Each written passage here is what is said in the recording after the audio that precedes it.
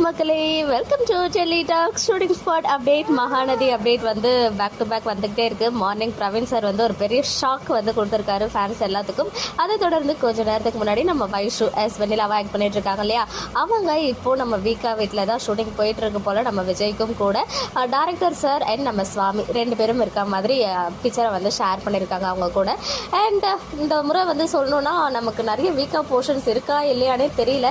ஏன்னா வந்து starting few days வந்து இயர்லியாகவே ஷூட் ஸ்டார்ட் பண்ணிட்டாங்க. அதாவது மந்த் எண்டுக்கு மார்ச் லாஸ்ட் வீக்லேயே ஷூட் ஸ்டார்ட் பண்ணிட்டாங்க. ஸோ அப்பயே வந்து பார்த்தீங்கன்னா சுவாமி அவர்கள் ஒரு 3 to 4 days ஷூட்டில் இல்லை. ஒன்லி நதி ஃபேமிலி அண்ட் குமரன் அவங்களெல்லாம் வச்சு வந்து ஷூட் பண்ணிட்டு இருந்தாங்க.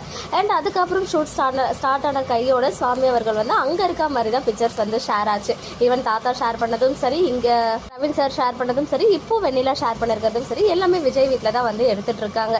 ஸோ ஏதோ பெருசாக காத்துட்ருக்குன்னு மட்டும் தெரியுது. என்ன காத்துட்ருக்கு அப்படின்றது நமக்கு எபிசோட்ஸ்லாம் பார்த்தா தான் தெரிய வரும். ப்ரொமோவாவது கொஞ்சம் பெருசாக போடுவாங்க அப்படின்னு பார்த்தா ஆல்ரெடி முடிஞ்சு போன, அதாவது இன்றைக்கி எபிசோடோட சீன்ஸை தான் ப்ரொமோவாகவே போட்டிருக்காங்க.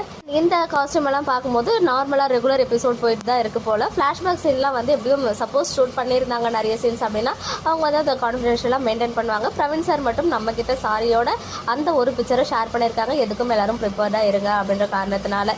ஓகே மக்களே, நெக்ஸ்ட் வீடியோவில் மீட் பண்ணுறேன். எக்ஸ்க்ளூசிவ் அப்டேட்ஸ்க்கு மறக்காம நம்ம யூடியூப் சேனலை சப்ஸ்கிரைப் பண்ணிக்கோ.